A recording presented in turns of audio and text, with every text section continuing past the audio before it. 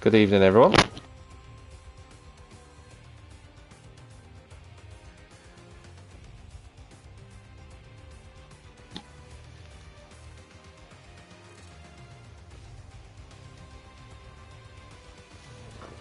Since 2021, Formula One has visited the Middle East on a number of occasions, and the Formula One circus has been at Qatar since that very year. In 2021, Lewis Hamilton took the first race victory for a Formula One car around the Losail International Circuit. Following a year's break, we came back in 2023, 24 and 25, and Max Verstappen in the Red Bull was a race winner.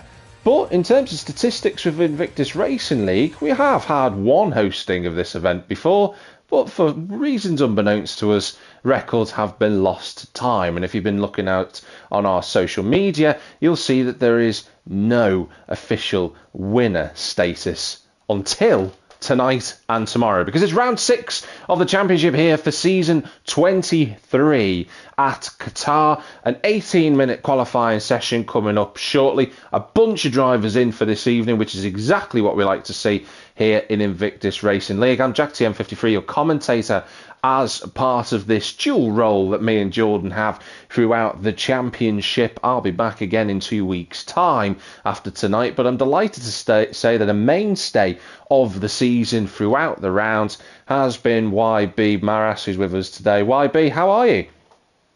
All right, looking forward to Qatar today, as you said. Apparently, there's been no recorded yet of a Qatar winner for Tier 1 and Tier 2, so I'm looking forward to see who would manage to get their name on the record sheets today. But I'm also looking forward to see who will come out on top and will it affect the championship.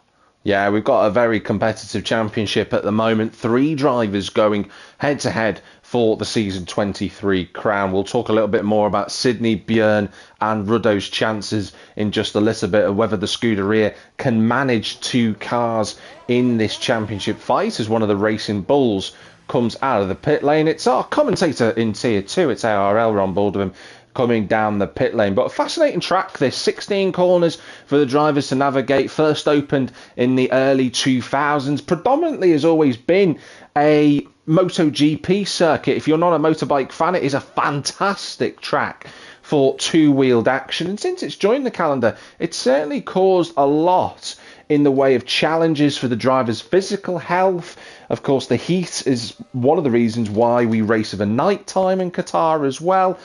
Now, thankfully, the sim drivers that we've got this evening in Britain and in the Netherlands and other places in Europe, and I believe one of our drivers is from Jamaica as well, the challenges in the weather aren't going to be too difficult for them, especially as it's March. But for you, YB, you're a driver currently competing in season 23. I don't know how much practice you've done of Qatar, but what are the key strengths you need for a car around this circuit, do you think? Ooh, I would think realistically, if you want to try to get for an overtake, you would even need a straight line car that will have not much downforce, so you can just go and just go through and use the DRS detection quite like the main straight and overtake, because this will produce maybe a long DRS burn. So that way, what the drivers will look out.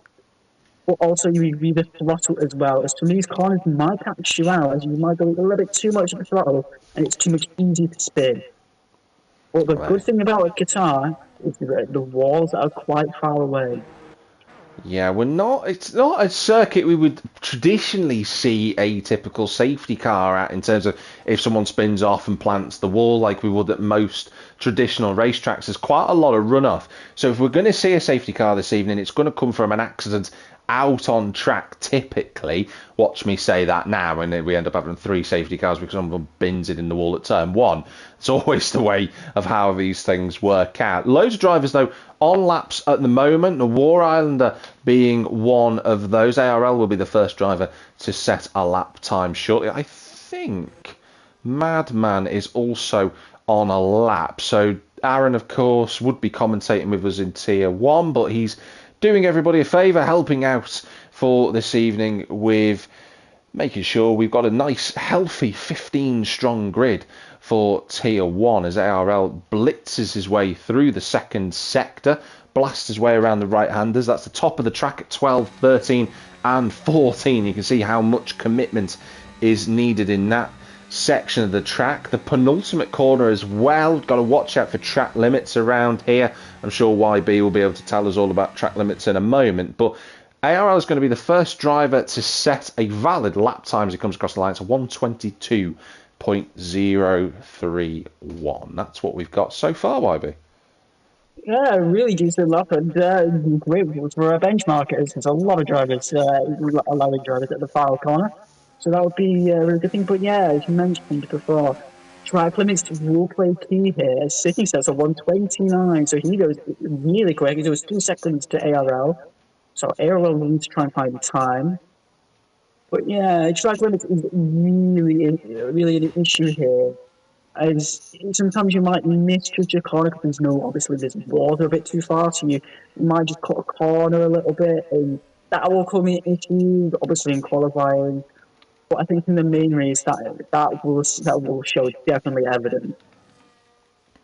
Yeah, it certainly will. We've got Björn de Boer just coming into turn 1 as we go around that corner on the external cameras. We've got Ruddo also on a lap, so we'll wait and see how they respond. YB, I'm just wondering, would you like to go on board, take us on a lap of Qatar with Milo de Boer? He's in 10th at the minute. Let's have a go. As you now cross the line, and let's see if he uses the battery a lot, so here we can try to conserve it a little bit. So he goes into turn 1. Does really well, keeps it on the right. As well, there's a bit of a recorrection there into turn 2. Now he goes really nice integration. Now goes into turn 3. He does use a little bit more battery. It will go down into the gears now, into turn 5. Turn 4 and 5. Let's see what he will do. Nice. That is nice. I think he had a bit of into turn 6. He is hopping a little bit all over the place, so that might not affect him, as it might be just a connection issue. Now he goes into turn 7. He will need to be nice and easy into throttle, as now he goes into turn 8 and 9. A yellow flag ahead as well, so we'll just be there's a bit on the edge there. That's a bit close for him. It's really well to keep it within the white lines. Just go purple sector 2. He does go purple sector 2, but I think that just might be just a visual thing. Does really well on a fast right-hander. Because again, with a fast left-hander, it was like he does have a flashing fuel sign, so this will be his one and only lap. Exits the final corner. Getting a bit closer. It's really what you want to do. And he now crosses the line and gets a 121. 121.8, so 7 tenths to find for Milo coming forward, but he's got 11 minutes and 46 seconds, plenty of time for the Sauber driver to find a little bit more gap and speed. Really good effort that from Rockley to be on the second row of the grid there. Really nice to see Rockley back and racing with us. I haven't had the chance to actually talk about Rockley very much since he's been in the championship. So on the second row of the grid there in the Mercedes, I say the second row of the grid, he's just been slightly knocked down by ARL. That's a really encouraging lap time from ARL. I'm sure he'll be delighted with that one. But just coming back to Rockley, we've not seen him really since China. And he did a really good performance that day, but for various reasons he's not been able to take part. But out on a lap, and that's a nice little confidence booster, isn't it, YB? Yeah, it is, and between you said 121.7, so we will have time to find. But you really, for using one set of tyres, it will be a really good confidence boost, and means that going into the race, you might be thinking, could a win be possible? Could a podium be possible? Yeah, I mean, that'd be superbly encouraging for Rock if he could manage to get onto a spot in the top 3. But Björn and Sydney, clearly championship protagonists, those two currently in their own little planet, separated by 2.5 tenths of a second. You've got this half a second gap back to ARL as one of the Alpines. Was that War Islander blasting past him? It was. Of course, for those that forget, War Islander smashed himself right the way through Tier 2. No problems, got promoted into Tier 1. He's equipped himself quite nicely in the season so far. That lap was invalidated, but it was a 1:21.8, which would be good enough for 5th on the grid. We're still waiting to see what Ruddo24 can do in the next 9 and a bit minutes. He's got time, but next lap's going to be critical, because if he invalidates this next one, YB, he's not going to have much time, and the pressure will be on him to set one last flying lap. Yeah, he will, but I think another driver that's going to be in the same boat, I think he's Jeremy, because I think he's not really set a time either, and he's not back into the pits, so he's invalidated a lot of time, importantly, so he's going to be stressing even more. Yeah, he will be in the hash, but he's performed really well this season. You know, of course, Jeremy had that race victory at the start of the championship, missed a couple of races, was back at Belgium, had a podium there, he drove really well. So Jeremy is another outlier at the back who should be higher up. Even Gel as well, who's now just coming out of the pit lane in 15th.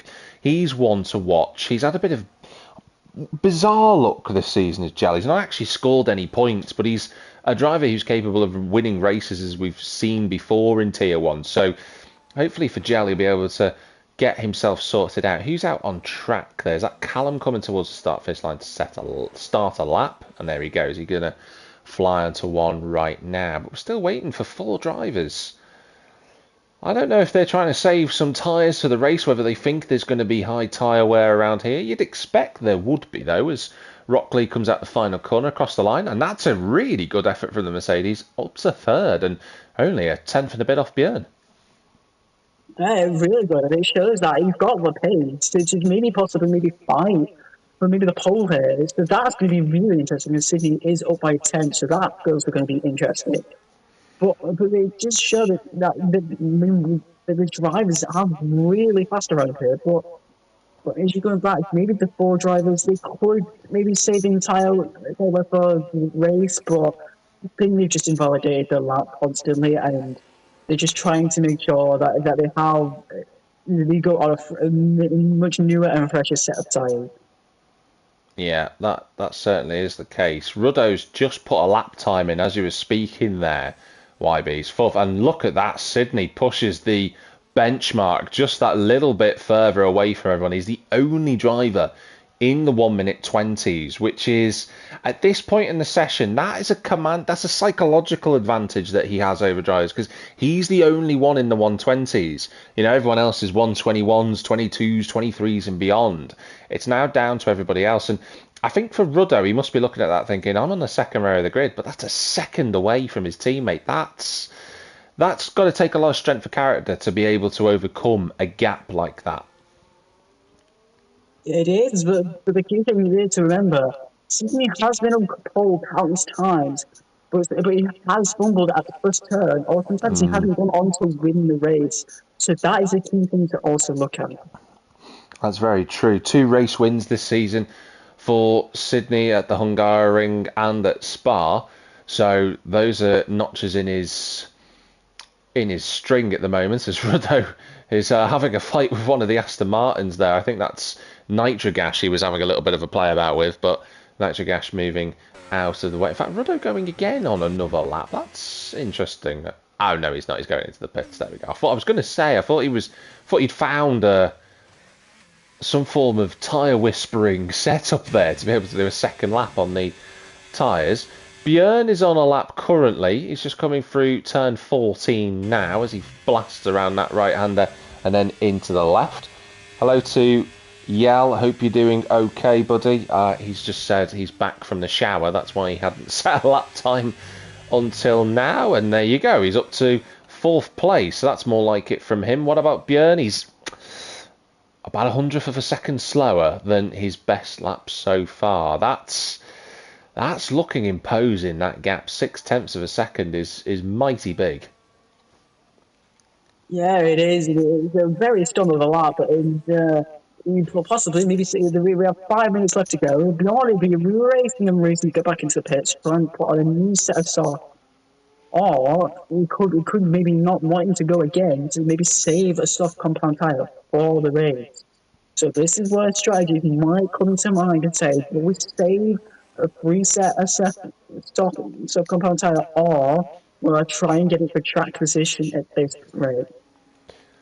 Yeah, we'll have to wait and see as Milo comes across the line. He's in 7th place, no improvement from him. The one I'm keeping an eye out on though is Jeremy Clarkson. He's finally out on track, and he's going to go onto his flying lap in just a moment. He's got one of the racing bulls in front of him, and I'm going to say that's going to be ARL. Ah, I'm incorrect. It's actually Ashtube who's just in front of him, and Ashtube's going onto a lap. Or is he going to... No, he's going to set one, and he goes a little bit quicker in the Razor Bull and moves right out of the way, because here comes Clarkson onto the start-finish line. I'll take you through a lap, why not? Into the first sector at least. Into turn 1, flies his way through 5th gear, really nice and aggressive into that first corner. Turn 2 is just a roll off the throttle and then push back on the exit, and then completely flat through turn number 3. It's maximum commitment for turn 4 and 5. Got to spot the line, a little bit of a slide mid-corner from the Haas twice through turn 4 and 5, and that's all I'm going to do. I'm going to do a little flavour of this circuit. I'm not going to do the whole lot because YB's already done an excellent lap for us on board, but this is the lap to watch, isn't it? Because the top 5, they're all in the pits, and everyone else is just sort of getting themselves into position really to go again for these last few minutes. Yeah, they are. It's, again, as I mentioned before, countless times, this is where, if you leave a soft compound tyre, it could help you in the race. This is all the games. You would want to try and leave it as much as late, and depending on if you've got a new set of some soft compound tyre, this is where the drivers will try and get into each other's minds. Yeah, it is all about psychological warfare. That's a big snap of overstate, and Jeremy's back in the pits. Well, Jeremy must have decided that lap wasn't good enough. And does he have enough time to get the car turned around with 3 minutes to go? That's going to be incredibly tight if he can get the car back out. Gel's already doing the mind games, YB. He's actually said, keep in mind, Sydney is fast in qualifying, Björn is fast in the race, it'll balance out. You're right, that is true. You're not wrong, because beyond, he really is fast in the race, so that will be P2, and he's starting in P2, so that could help him out and try and think it, but turn 1 will be really interesting to see who will come out first. That will be key, it'll be critical, but Madman is going to be the first driver to set a lap time in this final stage of qualifying. He's got his on-track teammate for tonight, Callum, in front of him in 12th place as he brakes going down through the gears into turn 10 at this sweeping left-hander. A bit of a wobble over the exit of the corner there for the McLaren driver. His teammate gets out of the way, and he is improving on this lap time as Madman. He's going 4 tenths quicker, which would be good enough to put him in front of Nitrogash. Wide through the penultimate, just on the approach to the penultimate corner there. That wasn't ideal, but he's in the lines, which is the key thing for him. One last corner to go for the number 8. And can Madman move himself in front of the Aston Martin of Nitrogash? Not quite. He's behind by a tenth. I tell you what, 11th to 14th are separated by 1/10 of a second exactly. That's mightily close. Yeah, it is, and it shows that anything can go. That is really close. Like maybe a really good, interesting fight at the back of the grid.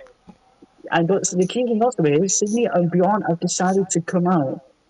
So Sydney might be feeling maybe having mind games, or maybe the possibility that he can go even quicker. It's not something you want to hear as a competitor, is it? When you feel like your championship rivals come out, he's already got a 6/10 advantage. Well, he's building onto a lap now. Off he goes to start his final qualifying lap of the session. ARL, by the way, up to 3rd place. Great lap from him. He's looking on song in qualifying so far. We'll watch Sydney as he goes through the first couple of corners. We've got a yellow flag, but that's just for slow cars. Is Jeremy going to make it? I can't quite see. The timing tower on the top left isn't in an ideal place, but he's going to go for it, get a little bit of a burst of DRS. And is he fighting with one of the Aston Martins? No, Nitrogash just gets out of the way. So Jeremy is going to set a lap. He'll be probably one of the last ones to do so. Yeah, I think Sydney is back out on his lap, so that's not good for him. But it means Bjorn will have one final chance to try and lace that pole position. But with 6/10 back, he's going to have to find some mighty amount of time within his lap. He will indeed. War Islander, he's not going to go any quicker. He's in the pits now. So Ginger Tiger will be the first to see the checkered flag. According to the split, he was up. Is he going to improve into the 21s? He does. He's just off the back of the Tier 1 drivers, but that's still a great qualifying from the man fighting for a big championship in Tier 2 at the moment. So Ginger into 10th. I think the next car to come along is going to be Rock Lee in the Mercedes. Well, let's see if he can improve from P4. Let's see if he can maybe improve into maybe the P3 or something. Let's see if he crosses the line and... No, he stays P4. He stays P4. He was quicker on that lap as well, so that's it for him. We're looking to see one of the Williamses. It's going to be, I'm going to say it's Matty coming into the pit. So what about Jeremy Clarkson? Big lap this, and that's a good effort onto the front row of the grid. So it's down to Björn to respond. He's got one corner to go, and the Sauber man is pushing as hard as he possibly can. But this has got to be a big lap for him to get back on the front row of the grid, and it is. It's not enough to topple Sydney. He's going to go to second with that qualifying effort. Can Callum or Madman improve any further? I don't think they can, so it's down to Nitrogash, who'll be the last driver to set a lap time, but he goes into the pits, and it's Sydney on pole by 0.2 of a second, and that's a lot closer than what we were expecting. Yeah, it is, but I think with Sydney having a bit of a wobble with his final outlap, that could have really hurt him and cost him P1. But luckily for him, the other competitors behind him they didn't find time, but they didn't find enough time. So that really will help him out to get in the pole position. But as he has shown before, has lost P1 constantly at turn 1. So will we see it yet again today? Yeah, the start's going to be absolutely crucial. A couple of comments that have just come in there. ARL saying absolute donkey. Had to do that on an older set of tyres, so might have had even more time in that racing bull. Gel saying he could have done a 29.96, but it didn't work out. But let's go through these qualifying results here. It's an all Dutch front row of Sydney and Björn de Boer, followed by Jeremy Clarkson and ARL on row 2. Then it's Rock Lee and Ash Tube inside the top 6 with Gel, Ruddo down in 8th place with War Islander and Milo de Boer inside the top 10. Ginger Tiger, great qualifying effort that to be right on the fringes of the Tier 1 boys in 11th. Then it's Nitro, Madman, Callum and Matty, all going to have a big fight in preparation really for tomorrow in Tier 2. But that was good qualifying session that actually. I'm excited to see how the drivers will get on here, because tyre wear is critical at this race circuit, and I think if anyone can pull off a one stop comfortably, is going to put themselves in prime position, maybe starting on the hards, to pull it off. Yeah, they would, but I think it'll be very difficult for maybe a couple of these drivers. They might find it hard, so we could see the majority of these drivers to do a two-stopper. But I think it will be a question that maybe we could go to the end. But if we do see a safety car, maybe towards in the middle, then we would more than likely will see a one-stop. So that's what the drivers will be thinking now, and thinking, is it possible, and should we be able to use the tyres to their advantage? Yeah, I think that like you say there, YB, safety car timing's quite critical. I think if anyone's starting on the medium compound, they'll be hoping for an early safety car just so that they've got that out of the way and they can put on a fresh set of hards and try and run them to the end of the race. Whether they can, we will have to wait and see what happens here. It's going to be fascinating. We're going to get ready to go at 2027. So that doesn't mean 2027 as in next year. What we do mean is, of course, 2027 in terms of time. So we're at 2025 currently. So we've got a couple of moments to have a breather. Whilst we do that, YB, I'm going to ask you for your predictions for the race ahead. Ooh. First, I'll ask you for two predictions, okay? I'll make this one an easier one. Give me your top 3 in any order, and then how many safety cars or virtual safety cars are we going to have for this one? I think we're gonna have Bjorn. I think he's gonna go. He's gonna finish first. Then I think Sydney will finish second. But then I think I'm gonna go with a surprise one. I think ARL will finish third. Okay. When the safety, I think we're gonna get no safety cars, and I think we're gonna get one virtual. One virtual, okay. Well, let's see how that works out. Whilst we're waiting, let me go through the drivers' standings. So Sydney is on 77 points. He leads the way after his second place finish last week in Austin, Texas. It's Björn de Boer in second on 66 with Ruddo 24 on 65. Those two separated by a point. The top three separated by just 12 points. Jeremy Clarkson and ARL are both on 44 points each, with the War Islander in 6th place on 37. Pars, who isn't here this evening, is 7th on 32, with SFR Matty in 8th on 30. Denmark and Ashtube tied on 21 points. Those guys are in 9th and 10th respectively. In terms of the constructors, Ferrari running away with it at the minute on 142. It does look like that championship is a foregone conclusion. But Sauber and Racing Bulls are fighting over second. So that's Björn and Milo in the Sauber there on 77, with Racing Bulls of ARL and Ashtube on 65. Just 12 points separates those guys. Red Bull of Pars and Owen on 46, and Haas of Jeremy Clarkson and the Wolf are on 44. However, the Wolf has scored 0 points this season, hasn't shown up since round 1, and Jeremy Clarkson has scored the entirety of the Haas points. But let's have a look at the tyre situation, YB. Yeah, which no driver to decide to go on the soft tyres, mixture of hard and medium. So that will be pretty interesting. So the Alphas, Sydney and Bjorn are on the same compound tyres, so they will be trying to get off the line and try and displace one another. So that will be interesting going to turn one. Whereas to say which tyre will be the faster tyre. Could it be the hards? Could it be the mediums? Let's see and find out. I think from when I raced quite a lot, I mean, admittedly, the last time I raced in IRL was right at the start of F1 24, so it's a complete cycle of games or go. But I would typically, if I was in the top 5, I'd start on a softer compound, so the mediums, the yellow wool Pirellis that we've got on Sydney's, Björn's, Rocklee's and Ashtube's car. But if I was anywhere outside of that, I'd start on the hards, just because I felt like that using the hard compound tyre on the heavier fuel load was easier to manage, except for at this track.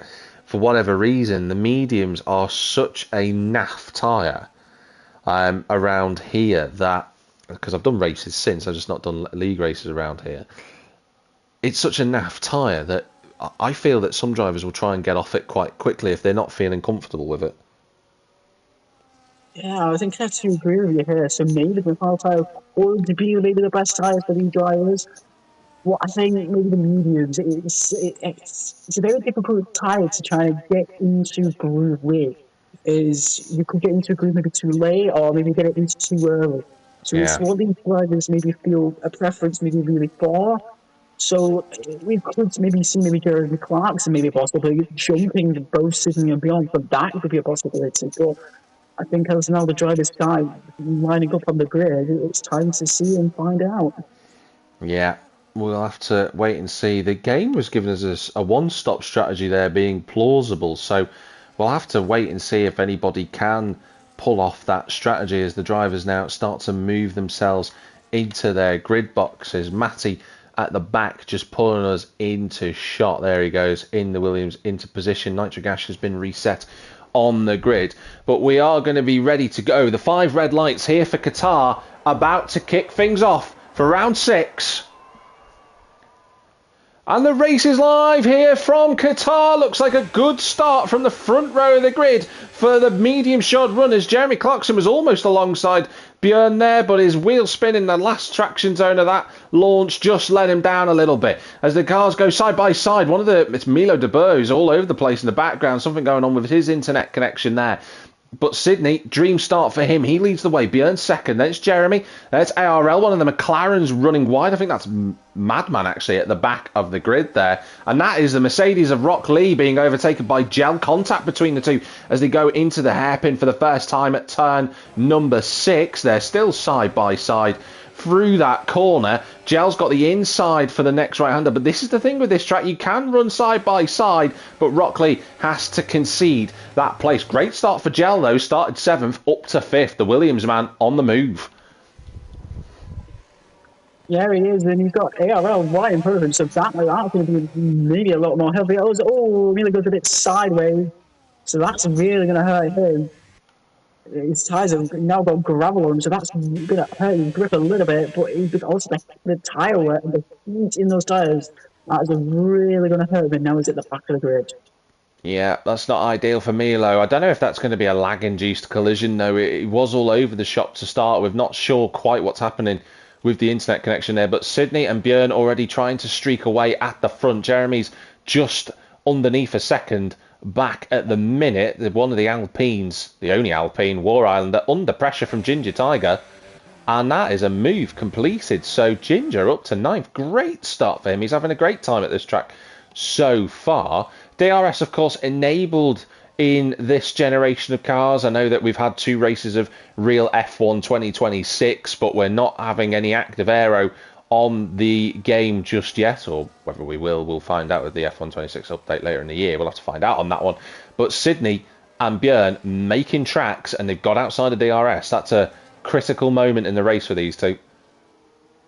Yeah, it is, and it allows them to maybe push a little bit forward, but we need to keep in mind, if they do fight, it will allow other drivers like Jeremy and the ARL to possibly get in closing distance to get that DRS and just try and fight with them as well. So that's also going to be hurting them as well. Gel's doing a good job so far. He's made 2 places up. ARL's not got DRS from the car in front. Fair play to Jeremy. He's just about hanging on, and he's going to pick it up. So this is going to help him. I think ARL might have been outside of DRS. So let's watch as we go through.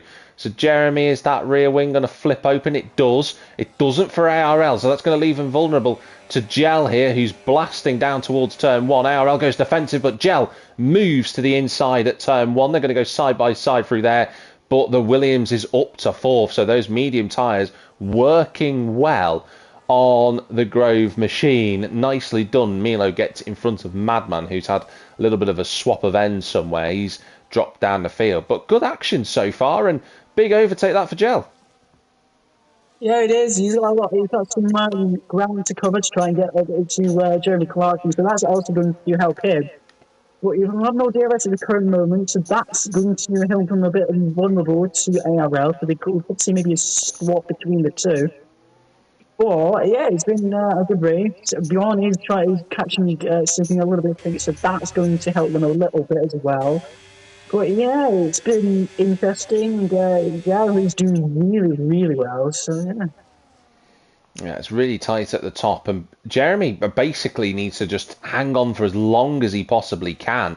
But Björn, like you say, YB, he's coming at Sydney now. He's really just took a couple of laps, get the tyres into the position he needs to be. As Sydney has a little slide through that final corner.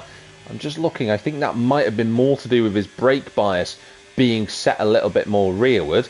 DRS wide open. Sydney taking an alternative line towards turn 1. Here comes Björn into turn 1, and the Sauber moves through. No fight from Sydney, who knows there's a bigger race to play. And that's Rock Lee trying to go past ARL. Can he keep it there on the inside at turn 2? He can.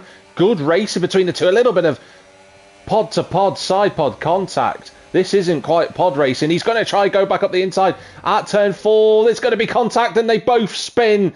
Half spins for the pair of them. They both phase between one another and then get back underway. So I think ARL will be the most frustrated of the two there, because that's going to affect his race with the alternative tyre strategy, sadly. But I didn't think there was anyone at fault for that. It just looked like a 2-into-1 just didn't go.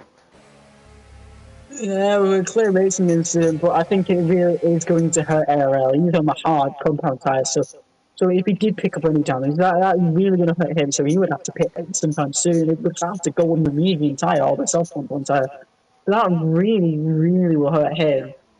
As Gel picks up a 3-second penalty, track limits are now starting to come. So go on, YB. So that is really going to become an issue for a lot of these drivers. And if Gel really picks it at lap 4, that's really also going to be an issue for him as well. Yeah, massive problem that already. I was just going to make the same point that you did about we are only on lap 4. Sydney very close to the back of the Sauber, but no move. They're top 4 all within a second of one another. And I was just about to say, with that spin with Rockley and ARL, Ruddo's going to be the happiest man of the lot. He gained 2 places. He's not in the DRS train. And I have a feeling that these hard tyres are already starting to work compared to the mediums, because Ruddo's made a move forwards. And I think ARL's now trying to make his way back past the Mercedes. Whilst we've been chatting, Ashtube running in 6th place. Good drive from him. Ginger Tiger up to 7th as ARL looks for a little cheeky overtake into that corner there at the left-hander. But I don't think he's going to quite find a move going through turn 6.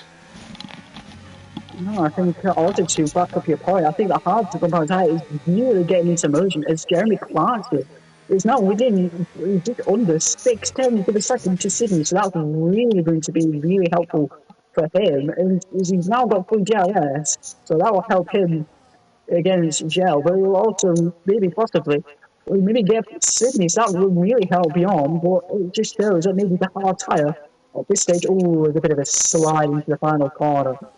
But that really going to possibly help beyond, and really going to dwindle Sydney as well. Yeah, it's not going to help him, is it, really, in the slightest? But he'll just have to crack on. He's still within the DRS lines, which is where he wants to be, as Ashtube gets back past Ruddo in the fight for 5th, as ARL moves past Rockley, and Nitrogash has got in front of the battle for a spot just outside the top 10. Of course, don't forget the top 12 in Invictus Racing League score points. So there's a big brewing fight between Nitro, Callum, Matty and Milo. Madman quite some way away at the moment. I'm not sure if he's having some form of issue there in the McLaren, which isn't ideal. But this front 4 in a different planet at the minute, aren't they? They're 5.5 seconds clear of Ashtube, who Ashtube will be really happy actually with his performance so far. But the one person who won't be happy about it is Ruddo. He's stuck there, and the man third in the drivers' standings, he needs to get through, really.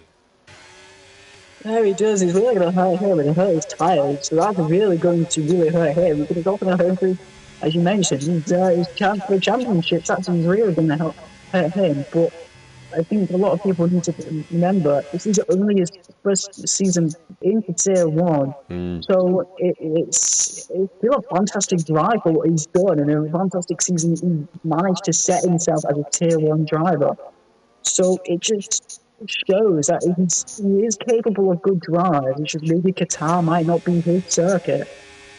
It might not be, but that overtaking moment is a big one for him. He moves back into 5th place. Ginger Tiger running with these two. They're doing a really great job as Ginger at the minute. He's got ARL now just behind him. So ARL recovering following that contact with Rockley before, who's also just about hanging on. Rock also having the other track limits penalty so far. War Islander is in 10th, and then you've got Milo de Boer all over the road. I don't quite know where he is. I feel a bit sorry for Callum there, because he's just got a time penalty trying to avoid the Sauber, and he doesn't know where it is. And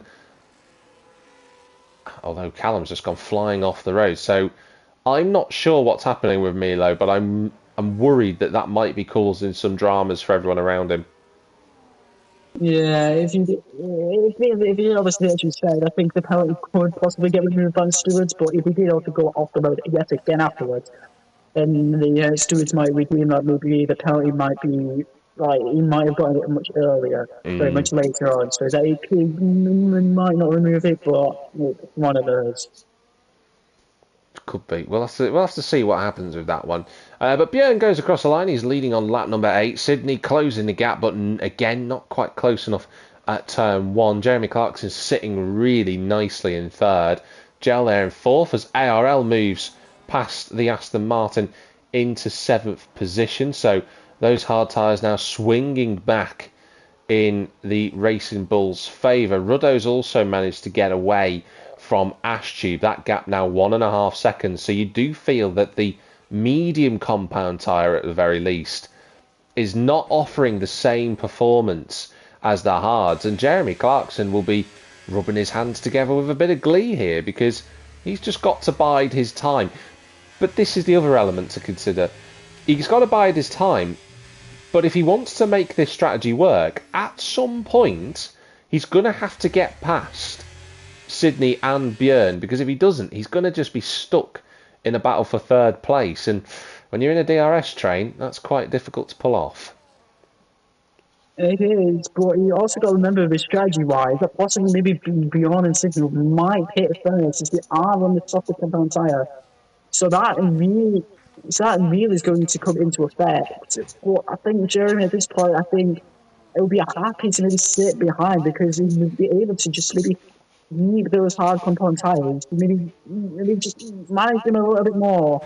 And he is falling a little bit more further back, so that's probably maybe a sign that he's taking care of these hard tires to try and fully make the possible of a one-stop strategy.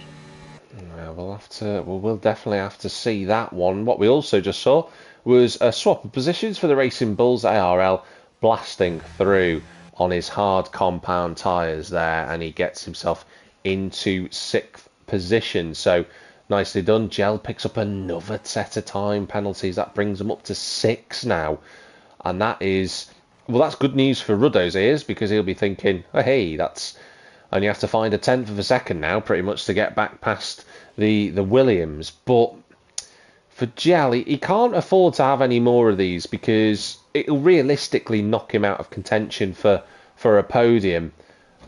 Whether there's any issues involved with that, what I mean by issues is whether there's been any, what's the phrase I'm looking for effectively, is whether there's been any errant penalties that the F1 game can create from time to time. That could be something that stewards could look at, but if he picks up a warning, I think that stewards will take a moot point on it. And in fact, he is falling away from them, YB. That's 2 seconds now. It is, and I think I'm not going to have a spin at turn 1. So I think that was because he had to cool the tyres. Then the thing is now S2 now comes into the pits, and just so did Gel. Björn and Sydney, whoa, sorry to cut across you. Sydney was side by side with Björn. He had a huge tank slapper through the right-hander. He just about scooped it all up, but Björn retains the lead. Wow, that was incredibly close. That was unbelievable car control for Sydney. I thought he was going round there, but it's brought Jeremy straight back into the thick of the action. Well, that's really interesting. But Jeremy must be really licking his lips now and thinking, I've now sat here and thinking that this could be on. As if they keep making moves like that, then he must certainly be up into maybe P2 or maybe thinking even a win. So he really now has to play the potent game.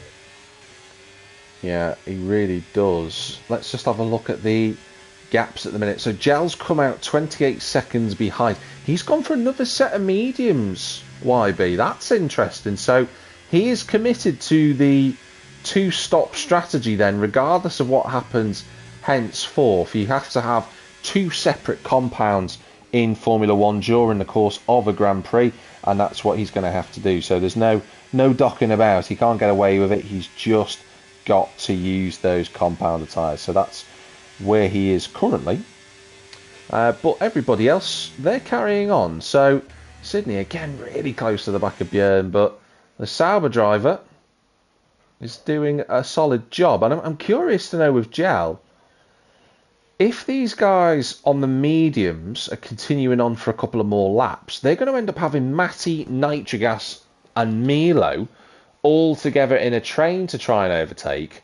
That might affect them in the race, so they might have to try and be just a little bit wary of the pit windows they've got to play about with. Yeah, it will, but also a key thing here is that he only managed to go maybe lap 10 of these tyres, so that's going to be an issue. Like, he's going to pit around about lap 20, so he's got another 9 laps afterwards. Down the inside at turn 10, Björn had to have a delayed turn-in. Björn is down to second. Jeremy almost forced the issue and went up to second then, but he couldn't squeeze his way past. Björn shut the door, but that was a big move for Sydney, and he's got the lead. Wow, impressive. Yeah, I agree. It's going to maybe throw a problem for Gel. He's got if after he has to do his second pit stop, he's got 9 laps to figure out which the I've got Sydney and beyond, and now into the pits. Yeah, so Gel then has decided the time was right for him to try and do an undercut by a couple of laps. So that will put Jeremy into the lead, Ruddo in second, ARL in third. We've got a battle of the pit stops going on between Ferrari and Sauber. Look how close that is. The Ferrari just in front, as a bunch of other cars, including Ginger, Rock Lee, come into the pits. Now the two Williams side by side, and Gel's in front of the pair. Gel has leapfrogged the two. He's got his teammate between himself and the Ferrari and the Sauber. And that has worked out beautifully well. He might have pitted 2 laps early. It might not work out later on. But right now, he is reaping the benefits. And his teammate will act as a big blocker over the course of this lap. That is impressive. That is a really impressive outlap from him. He just managed to use his 2 laps of pace. And just managed to just not steamroll, just go ahead of the pair. So maybe these 2 collisions, and while Sydney and Bjorn were fighting, that really must have costed them time. Allowing Judge to go ahead. So that really, as Sydney now gets ahead of Matty, so that's going to now really hit the Bjorn, and now he goes ahead of Matty. So that's really the thing. Now Natagash goes into the middle of the pair, so that's also now going to cause a lot of headache for both Sydney and Bjorn. I've got to say, that was a beautiful overtake by Björn to get past Matty. Sydney just lined it up and it was really methodical, but Björn had to do it the hard way. That was a crucial move to keep within DRS. And as you say, YB, Nitrogash now in between the two. But will he decide to carry on or will he pit? No, he pits. So that is ideal for Gel. Because, he gets a 10-second time penalty. But I was going to say, that's ideal for Gel because Sydney didn't get DRS in the end from the back of the Williams. But now this is the next thing, is that if Gel didn't have those penalties, YB, 6 seconds, he's going to have to overhaul another 4. He's going to have to find that from somewhere. And he's doing it on a different strategy because those two are on the hards and he's on the medium. Yeah, it's really much of a big ask, but also those are hard compound tyres. We'll have to go on 17 laps, so that really must be really much of an ask for both Sydney and beyond. So that's going to be the question if they can make it towards the end. Well, we all maybe know that Gel will have to pay, so that's really going to be not of a question. So, but it's going to have to be an issue. Will Gel manage to go and manage to find the time to go ahead of fully of Sydney, or will he be able to try and get those time penalties removed after the race?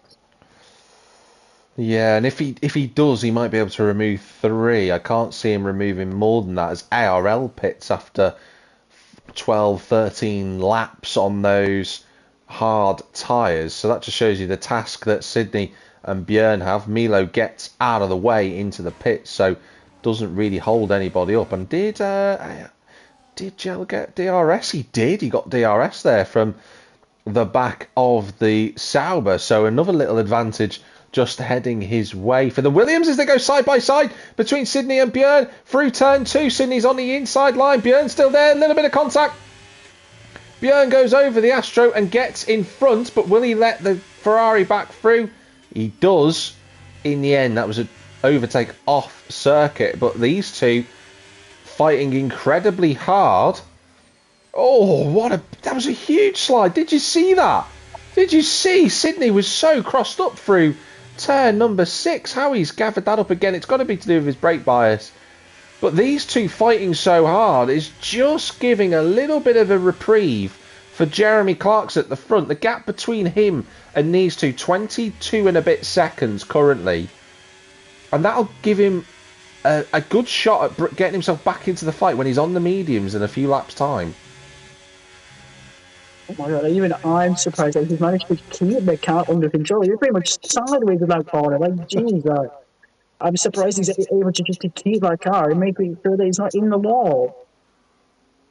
It's absolutely incredible as Milo now picks up a time penalty. So 6 drivers in the field have got a time penalty with track limits. But here comes Björn. You feel like this one's a foregone conclusion. And Sydney this time does not fight that one into turn 1. So the Sauber and the Ferrari swap places. But I feel like although Gel's been on those medium tyres for 5 laps, they're coming for him. They're less than 2 seconds away now. So Gel's gamble.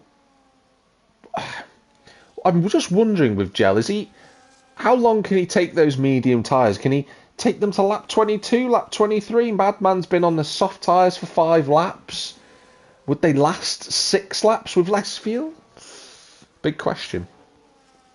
I think maybe the medium side they could possibly maybe go to 11 laps. So we could see maybe that we could maybe possibly if he's managed to get it from me. But I think by then, I think Bjorn and Sydney would manage to catch the Gel. So I think also maybe a key thing for them, even though they are fighting a championship, Bjorn and Sydney, I'd be able to maybe put that aside and maybe work together to try and catch Gel. So that means that then they'll be able to maybe fight ahead and be able to just cleanly fly without a car in front. So that will maybe help them too. Maybe. That's a really good point, YB, to be fair. Let's see if he can. Now, Gel did get DRS from War Islander on that lap as Björn sets a new fastest lap of the race, but Björn didn't get DRS. So they're now going to catch up to War Islander, which is going to compress 4 cars into one space. You can see Gel on the rear spoiler of the Alpine in front of us. We ride on board with the Williams. Towards turn 4 and 5 we go. And Matty is out of the race, but he's retired in the pits. That's a great shame, unfortunately, for Matty. He was doing a solid job. Here we go to the inside of Gel. Not quite, but War Islander gets it a little bit wrong. Snap of oversteer for the Williams. They're going to have to battle again here through the long right-hander at 7. Now, Gel does have more grip, but he's not got the priority line. And here comes Björn. He's going to be on the inside at turns 8 and 9. That's going to be very, very tight between the two. Can he go around the outside of the Williams? Not quite. Gel retains that position, but they're now all dogfighting over the same piece of tarmac, and War Island is at the front of it. Yeah, that's 50 from War Islander. War Islander still off the pitch, so he's pretty much just a sitting duck. So these drivers behind him are really going to have to try and move quickly ahead of him. But it's just a small mini DRS train that is really costing them time. You think, yeah, Warlander now goes into the pit, so now Gel just get DRS. But so does other drivers behind him, and here comes Bjorn, and will he manage to able to get it done? He's basically actually jumped to the turn 1. Oh, he goes on the outside. Turn 1, it's a Oh! And you just felt, sadly, that was going to happen, and that's a shame.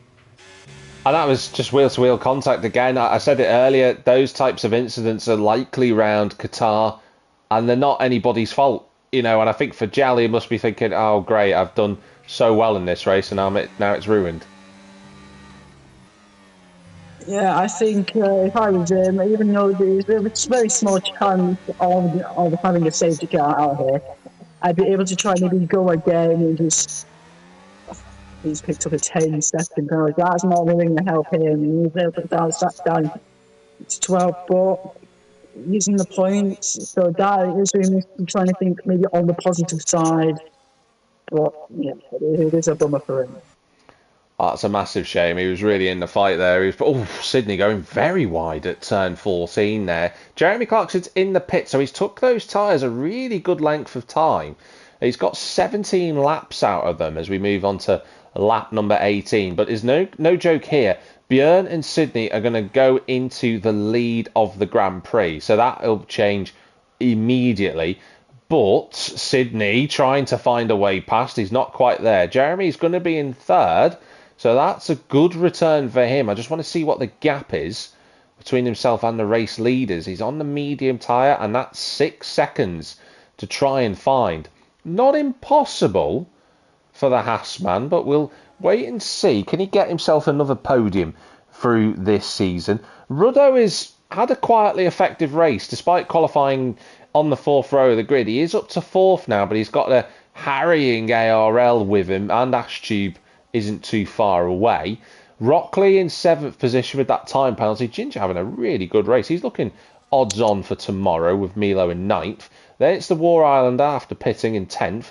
Nitro, Callum, Madman, and Gel, who is circulating very slowly but has ghosted. So that won't be a problem. But I'd like to see Gel get to the end and actually get some points because it's fully deserved. It is, but I think he's made the decision now that he's just gone slowly, and I don't know why he has, because it's just really hurt his race overall. So it's a bizarre decision that he's made, but it's just confusing. Yeah, it's a mighty shame. It is a mighty shame for him. But Björn and Sydney continue to lead the race, but Jeremy has absolutely ripped time out of him in front. He's well, it was a little bit lower than that. Sydney was exceptionally close again to Björn there. But Jeremy had got that gap down until the DRS came into play to 4.7 seconds. Those medium tyres are firing up a treat on the Haasmobile. He's 4.6 at the minute. I'll keep an eye on that gap before they get to the final corner because he is not out of contention for the race win here. He's absolutely on it. There he is. You'll be all hungry for an hour. You've been really beating, but I think at this rate, he's been staring at that ring for a long time now, and he'd be sick to death of it. He'd probably be able to draw it from memory at this point. But yeah, he will be trying to be so hungry and be trying to chase that Sauber, but wanting to get this move done and quickly. So that Bjorn can now start his rear ring. So let's see if Sydney is able to make the move happen anytime soon. Let's see if he can as Madman gets back on circuit after a spin there at turn 7. Looked like the exit of that. Gap between the top two and Jeremy, 3.7 seconds. But this is where DRS is going to work against him, unfortunately. So Sydney blasts again towards Björn, but Björn retains the lead for now. That gap by the time Jeremy gets there is 4.3. So he's losing half a second down the main straight. And that's a tough task to overcome, really. I mean, 10 laps to go. He's on the medium tyres. They are better at this point in the race, but can they last for long enough as Milo gets past Ginger for 8th? To be fair, he had his second time before after he exited the pits on the medium tyre, so he has gained quite some time to the two leading pair.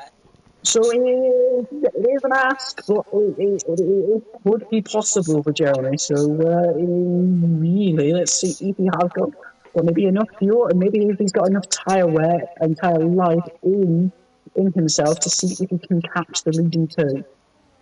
Yeah, that's another little point that you've just touched upon there. Fuel is critical around Qatar. A lot of drivers know about this, but for those that don't know, if you're watching for the first time, Qatar is a little bit different from most racetracks on the F125 game, where there is a little bit of an offset with the amount of fuel that's used. So you'd think it would be 1 lap that you would need to fill up for 1 lap of fuel, but you actually need to fill in about 1.1 roughly. You need to have a 10% margin for the fuel. So drivers typically have to put a little bit more in than expected. ARL doing the second pit stop then. So that shows that there are going to be alternative strategies through this race. And I'm going to assume for ARL that'll be, I was going to say another set of mediums, but he's proving me wrong. That is a set of hards going on with 8 laps to go. And maybe this is proving my theory correct from earlier, YB, that the hard tyre is the better race tyre to be on. It could be, and I can't fully remember what tyre he started on.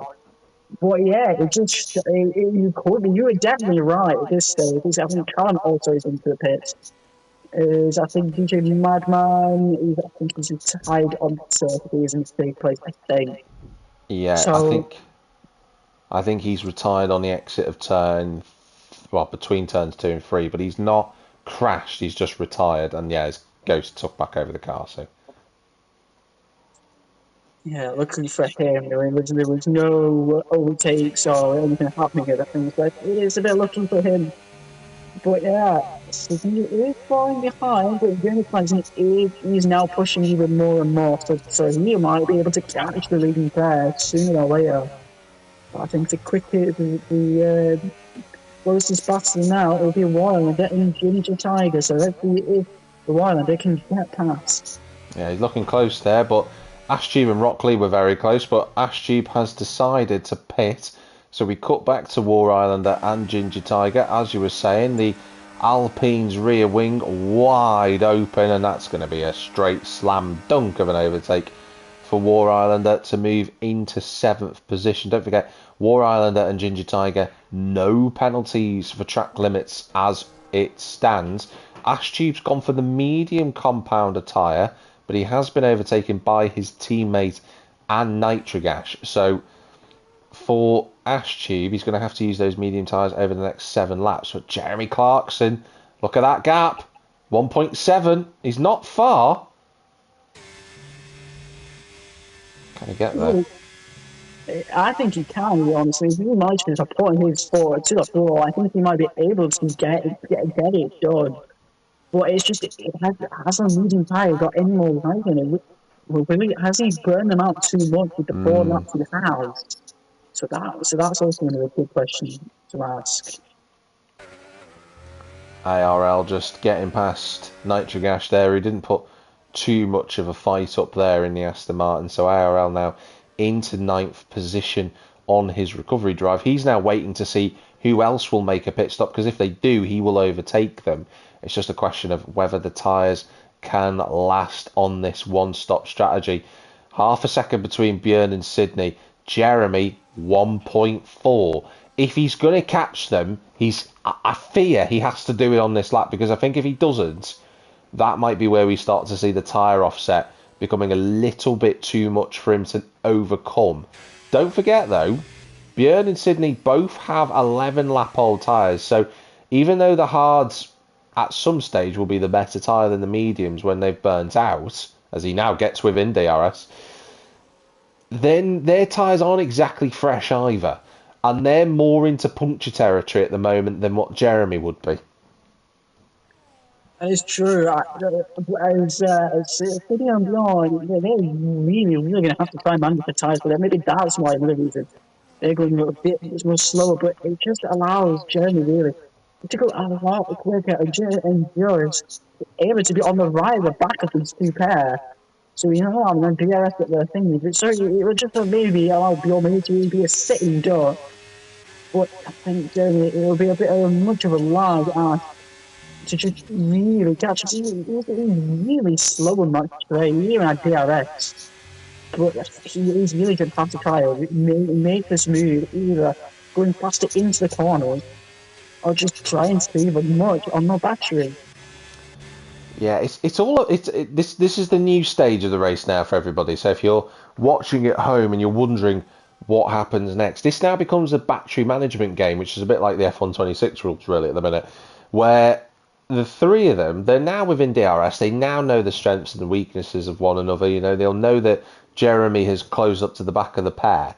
But the new game becomes who can save the most amount of battery, because that final lap, when they're trying to blast past one another down the straight, that is going to be critical for these three drivers. And if they leave themselves a little bit short, they're going to be vulnerable to the cars around them. So this is it then for the top three as it stands.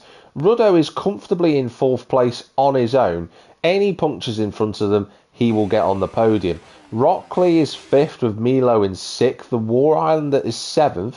Ginger Tiger is 8th. Those 5 who I've just mentioned, they've not pitted for a second time. They're looking to try and do the one stop, but ARL is coming after them like a train. The gap between himself and Ginger is 8.3 seconds. That was previously about 11, maybe even 12 seconds. So in 2 laps, effectively, ARL's taken about 2 seconds a lap out of them. So keep an eye out for him, because he might still end up in the top 5 yet, depending on how this race goes for tyre management. Yeah, but also the big key here is Rockley and Milo also do have time penalties. That's could be ineffective, but we have mentioned before they could maybe possibly remove those time penalties. So that means that they will keep their 5 and 6. Or Jeremy Clarkson is really getting even more closer. So it just comes to show that he is much faster in these corners. This has a little bit of a slide, but it just comes to show that he's quicker in these corners He just really needs to keep within the DRS zone and just really just go down as Sydney gets a 3 second time penalty. Oh, now that will be on Björn's mind now. Björn will be thinking to himself, okay, I've just got to beat Jeremy on the road. Sydney has gone off a couple of times during the course of this race, and I don't think it's pinged track limits. I think he's got away with it because he took a wider line and he slowed down. But I think that time around, it wasn't happening. And Sydney, he recognises the mistake. He's got to go for the lead. Down the inside at turn 1, we ride on board with Jeremy Clarkson, and Björn retains the lead for now. But this is going to be so important for the race. Sydney is going to have to find a way through. He's trying to look at the outside at turn 4. No one's ever been brave enough to try and make a move around there. And Sydney has to stay in behind the lime green Sauber as Callum, fair play to him, moved right out of the way then. Yeah, it's going to be really interesting because I think Sydney actually got time penalty last week as well, and that really hurt him as well, if I'm not mistaken. So it just comes to show that he's making a bit of that errors when it comes to track limits recently, so that would really hurt him. But with Jeremy Clarkson, he's really looking forward and thinking, do I really need to make this move? It would be better if he does make this move. Yeah. Oh, unbelievable. And now Björn, look at that, and Sydney's gone off the road again. So this is it now for Björn. All he knows what he has to do. He just has to stay where he is, keep the race lead, and he'll be fine. If he doesn't, I don't want for his sake for this to be settled in the steward's room, but Sydney is going to go past and into the race lead. And although, to be fair to Björn, he's just about there on the inside for turn 2. He retains the place, little bit of contact between the two. Sydney has to go off the road. And here comes Jeremy. This is the chance for the Haas. Down the inside at turn 4. And the Ferrari cannot stay in front. And that is a car between Björn and Sydney. If it finishes as it stands, Sydney's leading the Drivers' Championship will go from 11 points to 6. Wow, I'm pretty sure they had Clinton at 2 corners then, so that was really good. And Bjorn really did push Sydney far, so that really did hurt Sydney. But I thought it really helped Jeremy there, as we have got 2 laps and more racing, so we'll be able to see Jeremy Clarkson get the move done on track. But again, we just have a time penalty, so realistically, Bjorn will have the net lead, regardless if Jeremy Clarkson does get the move done on track. But then again, the battle could be done outside of the track and be done in the steward room. So let's hope that does not happen. But yeah, this is very interesting.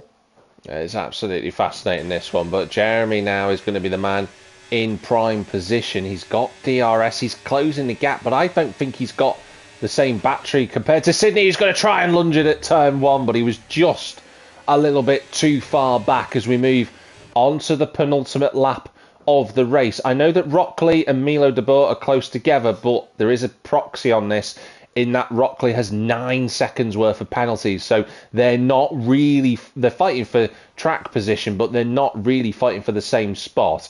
ARL less than a second now. And then he goes and picks up a time penalty. So that's that fight over. I'm not concentrating on ARL. He's just ruined my fun. But this is where the real treat is at. The top 3. But this is a pivotal moment for the championship. This Sydney has to get past Jeremy Clarkson. Even if he doesn't win this race, he has to get past the Haas. It is, as you said before, the championship points will drop down to 6. And two races after this, with Baku and Silverstone, that's really going to cause headache for Sydney, and it's going to maybe become a lot more tension for the Ferrari driver. But it's going to be beyond, going to be licking his lips and thinking, 6 points, he'll be able to do that, so you just got to be thinking, it's all now, and you just push towards the end, you just keep on pushing towards Sydney, as you try and put a lot more pressure on the Ferrari driver. Yeah. Final lap of the race, Jeremy can't get close enough into turn 1, and now Björn knows that even if he picks up a time penalty, he will be winning this race. He just has to retain the race victory. These three have put on an absolute brilliant treat so far. But Björn, this is a big psychological game for him because he will think back to season 21 when he won his first title with Invictus Racer League. He'll be thinking, Sydney lost it in the last half of the championship that season as well, and I took it from him. This is what he'll be thinking. He'll be thinking about this forward momentum again. But you can never rule out Sydney. Multiple IRL season champion, absolutely brilliant driver. The pair of them have put on a really good big treat over the last few seasons in the absence of Merckx, who hasn't been a full-time driver of IRL for the last 3 seasons, but when he's watched, it's been good fun. But Björn, just a couple of corners away now. It should be tidy for him here on from these last few corners. There shouldn't be any problems. Just a little downshift into the penultimate corner. Easy enough. Sydney picks up another time penalty, so that's that done. He's thankful that Ruddo is miles away from him. But Björn de Boer is going to take another race victory here this season at Qatar. It's back-to-back wins, and the Sauber man gives himself some momentum in this championship fight. It's Jeremy in second, it's Sydney third. A quiet drive for Ruddo into 4th place, but he's only lost, in the grand scheme of everything, 2 points to Sydney in the championship. So it's not a bad day at the office for the Ferrari driver. Rockley, who knows where he's going to end up? He's just picked up another set of time penalties, so it'll be Milo in 5th place. And then there's a big scrap out of the final corner between ARL and the War Islander. ARL will beat him across the line, but it'll be War Islander into 6th. So that's a great drive for him. Ginger 7th, ARL 8th. Rockley should be in 9th place. Yes, he is, by virtue of not too many more penalties than that, although ARL's just dropped to a DNF, but that's not correct. So it's ARL, then it's Ashtube in 10th place. Nitro, good drive from Nitro in 11th, and Callum finishes a lap down. Those are the provisional results for the time being. Yeah, wow, that is very interesting. I'm betting that a lot of drivers will be playing mind games at this point, and I bet we were playing mind games during that race as well. As we have mentioned, there are only 2 races to go in the championship, so it is really going to be questioned who's going to come out on top and he's got a better mentality to try and win this. Yeah, we'll have to wait and see who is going to take this to the final round in 2 races' time. But it's Björn de Boer who is your provisional race winner, with Jeremy Clarkson and Sydney rounding out the podium. Ruddo and Milo are 4th and 5th, with the War Islander in 6th. Ginger Tiger is 7th, with Rockley in 8th place. Then it's ARL. Actually, yes, it is ARL in 9th place. Then it's Ashtube in 10th, Nitro in 11th, and then Callum will pick up a point for 12th place, so well done to Callum. Madman, Gel and Matty retiring from the race. Gel saying he doesn't expect to be at the front. He can only practice for 15 minutes. So shame it didn't last longer, but he had a good time and he had good fun, which is what it's all about, isn't it, YB? It's having a good time. Yeah, it is, and I think he did say the exact same thing about Curtis last week. But he was sort of high up there. But yeah, as you said, honestly, at the end of the day, it's not about the points. It's just about having fun and having really good battles with other drivers, and just trying to not make it as lot as serious as it is, and just have fun at the end of the day.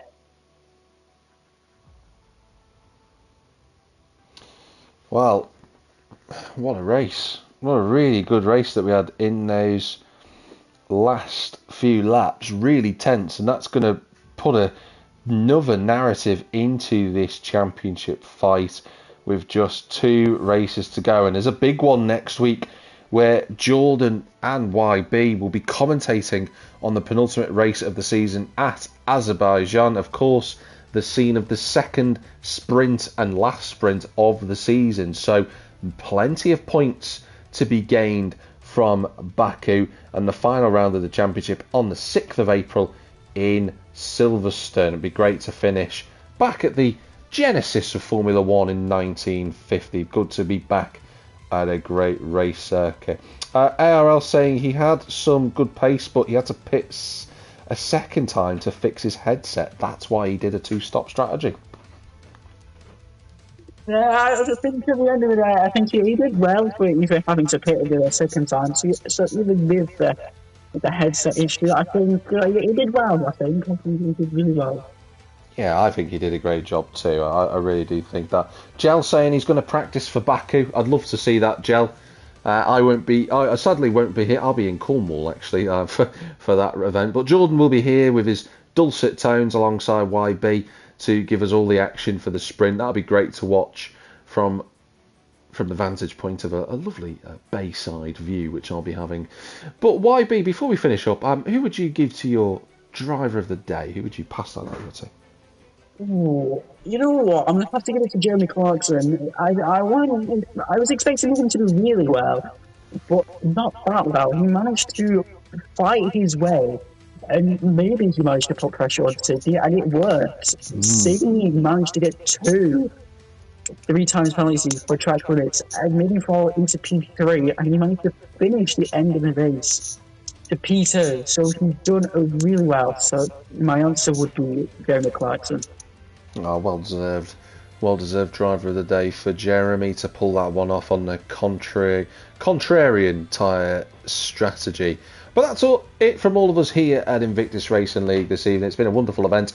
Tomorrow the Tier 2 drivers will be cracking the whip around this circuit as well. It'd be fascinating to see how those guys get on. But from all of us here at Invictus Racing League, thank you very much for watching. It's goodbye from YB. Goodbye, guys, and I hope you have a very brilliant night.